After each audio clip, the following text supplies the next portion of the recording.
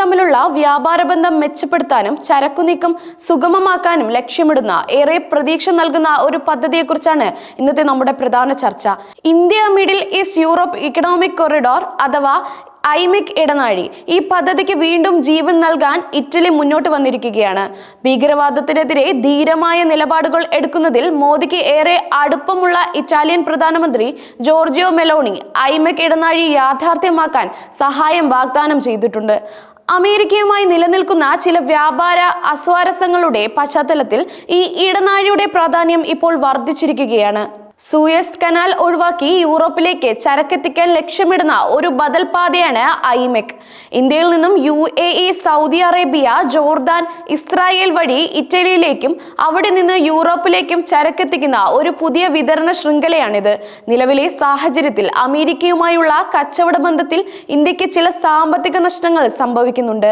ഈ സാഹചര്യത്തിൽ Europe, Africa, middle east തുടങ്ങിയ രാജ്യങ്ങളുമായി വ്യാപാര ബന്ധം ശക്തിപ്പെടുത്തേണ്ടത് ഇന്ത്യക്ക് അത്യാവശ്യമാണ്. ഈ ലക്ഷ്യം കൈവരിക്കുന്നതിൽ ഐമെക് ഇടനാഴിക്ക് വലിയ പങ്ക് വഹിക്കാനാകും. 2023 സെപ്റ്റംബറിൽ ന്യൂഡൽഹിയിൽ നടന്ന G20 ഉച്ചകോടിയിലാണ് ഐമെക് ഇടനാഴി എന്ന ആശയം ആദ്യമായി മുന്നോട്ട് വച്ചത്. സൂയസ് കനാലിലെ യാത്രാ തടസ്സങ്ങൾ ഒഴിവാക്കി ചരക്ക് നീക്കം വേഗത്തിലാക്കുക എന്നതായിരുന്നു പ്രധാന ലക്ഷ്യം. ഇന്ത്യയിലെ പ്രധാനമന്ത്രി നരേന്ദ്രമോദി, ഇറ്റാലിയൻ പ്രധാനമന്ത്രി ജോർജിയോ മെലോണി, ഇസ്രായേൽ പ്രധാനമന്ത്രി ബെഞ്ചമിൻ നെതന്യാഹു, UAE ഭരണാധികാരി സൗദി രാജാവ് തുടങ്ങിയവരുടെ പിന്തുണയോടെയാണ് ഈ പദ്ധതിയുടെ ധാരണാപത്രം ഒപ്പുവെച്ചത്. ഇത് ലോക വ്യാപാര മേഖലയിലെ ഒരു സുപ്രധാന നീക്കമായി കണക്കാക്കപ്പെടുന്നു.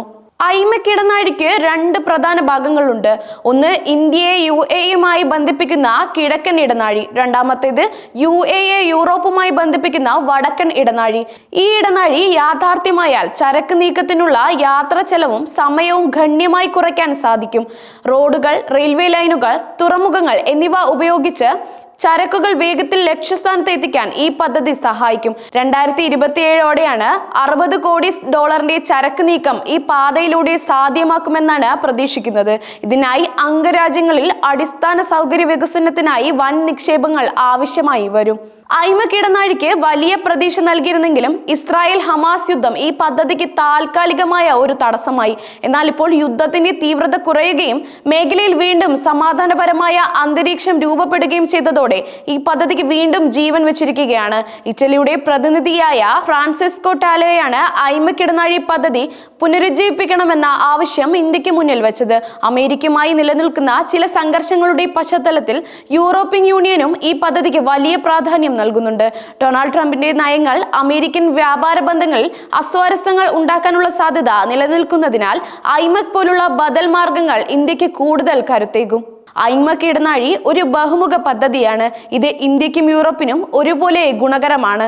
വ്യാപാര ബന്ധം മെച്ചപ്പെടുത്തുന്നതിനൊപ്പം സാമ്പത്തിക വളർച്ചയും പ്രാദേശിക സഹകരണവും വർദ്ധിപ്പിക്കാനും ഈ ഇടനാഴി സഹായിക്കും. ഇന്ത്യയുടെ വ്യാപാര സാധ്യതകൾ വികസിപ്പിക്കുന്നതിൽ ഈ പദ്ധതിക്ക് വലിയ പങ്ക് വഹിക്കാനാകും.